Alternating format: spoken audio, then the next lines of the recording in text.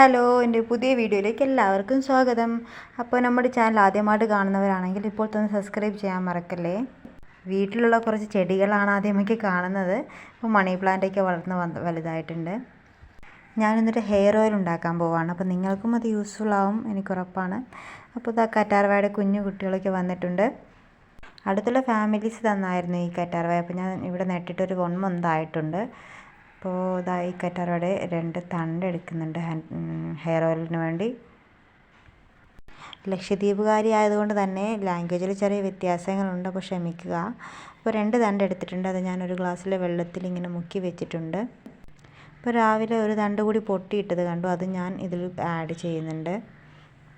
ഞാനെടുത്ത വെള്ളം കുറച്ച് കൂടിപ്പോയി. ഇനി ഞാനിതിലേക്ക് ആഡ് ചെയ്യുന്ന ചെമ്പരത്തി പൂക്കളും അതിൻ്റെ കുറച്ച് ഇലകളുമാണ്. അപ്പോൾ അതിനെ വേർതിരിച്ച് എടുക്കാൻ പോവാണ്. ഈ തണ്ടിൽ നിന്ന് ഇലകൾ വേറെ പൂക്കൾ വേറെ ആക്കി മാറ്റി വെച്ചിട്ടുണ്ട്. അപ്പോൾ ഇതെല്ലാം കൂടി ഒരുമിച്ച് മിക്സിയിലിട്ട് വെള്ളവും കൂട്ടി ചേർത്ത് അടിച്ചെടുക്കാൻ പോവാണ്. അപ്പോൾ എല്ലാം കൂടി ഒരുമിച്ചാണ് ഞാൻ വെള്ളവും ചേർത്ത് അടിച്ചെടുക്കുന്നത്, വേറെ വേറെ അല്ല. അപ്പോൾ നമുക്ക് അടിച്ചെടുക്കാം. അടിച്ചെടുത്തിട്ടുണ്ട്. ദാ ഈ ഒരു കളറിലായിട്ടാണ് കിട്ടുന്നത്. അപ്പോൾ ഞാനിത് വേറൊരു പാത്രത്തിലേക്ക് ഒഴിച്ച് മാറ്റി വെക്കാൻ പോവാണ്. കുറച്ച് വെള്ളം മതി ഇട്ട് അടിച്ചെടുക്കാൻ, ഒരുപാട് വെള്ളമൊന്നും ഒഴിക്കണ്ട, കുറച്ച് മതി അത് മിക്സ് ആവാൻ ആവശ്യത്തിന് വെള്ളം. അപ്പോൾ ഞാൻ ആ ഗ്ലാസ്സിലിട്ട് കറ്റാർവാഴ കൂടി എടുക്കുകയാണ്. അതിൽ യെല്ലോ കളർ ലിക്വിഡൊക്കെ നന്നായിട്ട് കഴുകി എടുക്കുകയാണ്. പിന്നെ അഴുക്കൊക്കെ ഉണ്ടെങ്കിൽ അതും കൂടി നന്നായിട്ട് ഒന്ന് വാഷ് ചെയ്തെടുക്കുക. അങ്ങനെ നന്നായിട്ട് കഴുകി എടുത്തതിന് ശേഷം ഞാനതിൻ്റെ സൈഡിലുള്ള തൊലികളൊക്കെ മാറ്റിയെടുക്കാൻ പോവാണ്.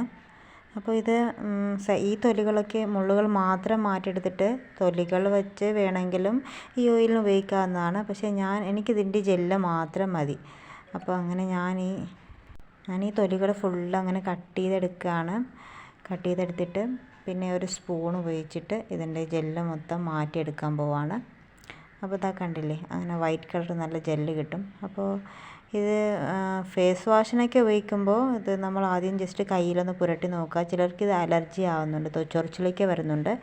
അപ്പോൾ അങ്ങനെ യൂസ് ചെയ്യുന്നതിന് മുമ്പ് ആദ്യം ജസ്റ്റ് നമ്മുടെ കയ്യിലൊന്ന് പുരട്ടി നോക്കിയതിന് ശേഷം ഫേസിൽ അപ്ലൈ ചെയ്യാവുന്നതാണ്. അപ്പോൾ ഹെയർ ഓയിലാണെങ്കിൽ അങ്ങനത്തെ പ്രശ്നമൊന്നുമില്ല. അപ്പോൾ ഞാൻ ജെല്ല് മാത്രം എടുത്ത് അത് മിക്സിയിലിട്ട് അടിച്ചെടുക്കാൻ പോവാണ്. വെള്ളമൊന്നും ആഡ് ചെയ്ത് കൊടുക്കേണ്ട ആവശ്യമില്ല, അതിൽ ഓൾറെഡി വെള്ളത്തിൻ്റെ അംശമുണ്ട്.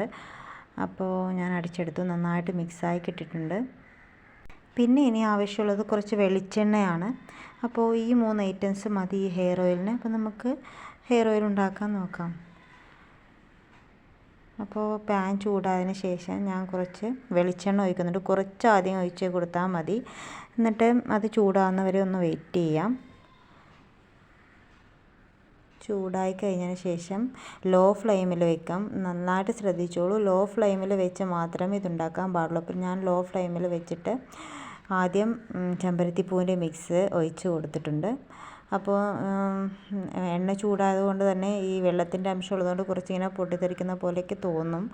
അപ്പോൾ അതുകൊണ്ടാണ് ഞാൻ ലോ ഫ്ലെയിമിൽ ഇടാൻ പറഞ്ഞത്. അപ്പോൾ അത് നന്നായിട്ട് വെന്ത് ഒരു പരുവത്തിലായി കഴിഞ്ഞിട്ട് നമുക്ക് ബാക്കി വരുന്ന കറ്റാർവാഴയുടെ മിക്സും കൂടി അതിലേക്ക് ഒഴിച്ച് കൊടുക്കുക. എന്നിട്ട് ഇത് രണ്ടും ഇങ്ങനെ ഇളക്കിക്കൊണ്ടേ ഇരിക്കുക. അപ്പോൾ ഇതിൻ്റെ വെള്ളത്തിൻ്റെ അംശം മാറുന്ന വരെ നമുക്ക് കാണാൻ പറ്റും. എണ്ണ മൊത്തത്തിൽ കളർ ചേഞ്ച് ആകുന്നതൊക്കെ ഓരോ സമയം നോക്കുമ്പോൾ വ്യത്യാസം മനസ്സിലായിക്കൊണ്ടുണ്ടാവും. വെള്ളത്തിൻ്റെ അംശമൊക്കെ പോയി കഴിയുമ്പോൾ ഈ തിളക്കലിൻ്റെ ആ ഒരു തീവ്രത കുറഞ്ഞത് നമുക്ക് കാണാൻ പറ്റും. അപ്പോൾ നന്നായിട്ട് വെന്ത് കഴിഞ്ഞാൽ മനസ്സിലായി. ബാക്കിയുള്ള ഓയിലും കൂടി മിക്സ് ചെയ്തെടുക്കുക. എന്നിട്ട് കുറേ സമയം ഇങ്ങനെ ഇളക്കി കൊടുക്കുക. ഇളക്കി കൊടുക്കുമ്പോൾ തന്നെ വെന്ത് പോകുന്നതിൻ്റെ ആ ഒരു കളർ വ്യത്യാസം നമുക്ക് നന്നായിട്ട് മനസ്സിലാക്കാൻ പറ്റും. അപ്പോൾ നല്ല ക്ലിയർ ആയിട്ട് എണ്ണ കാണാൻ തുടങ്ങി. ഇപ്പോൾ ഇതാ വെള്ളം കൂടിയുണ്ട്, അതാണ് ഈ ഓയിലിൻ്റെ കളർ കണ്ടില്ലേ. അപ്പോൾ ഇപ്പം കുറച്ച് കഴിയുമ്പോൾ കാണാൻ പറ്റും തിളക്കലിൻ്റെ അളവും കുറഞ്ഞ് വന്നിട്ടുണ്ട്. എണ്ണക്ക് നല്ല ക്ലിയർ വന്നിട്ടുണ്ട്. ഈ ബാക്കി കറ്റാർവാഴയും ചെമ്പരത്തിപ്പൂവിൻ്റെ ബാക്കിയുള്ള അതൊക്കെ ഒരു റെഡ് കളറായിട്ട് മാറിയിട്ടുണ്ട്. അപ്പോൾ നമുക്ക് എണ്ണ റെഡി ആയിട്ടുണ്ട്. ഇതിൻ്റെ ചൂട് നന്നായിട്ട് മാറിക്കഴിയുമ്പോൾ നമുക്ക് യൂസ് ചെയ്യാവുന്നതാണ്. അപ്പോൾ എപ്പോൾ ഹെയർ ഓയിൽ ഉപയോഗിക്കുമ്പോഴും കുറച്ച് ചൂടോടുകൂടി ഉപയോഗിക്കുന്നത് നല്ലതാണ്, ഇളം ചൂടോടുകൂടി ഉപയോഗിക്കുന്നത് നല്ലതാണ്. അപ്പോൾ വീഡിയോ ലൈക്ക് ചെയ്യുക, സബ്സ്ക്രൈബ് ചെയ്യുക.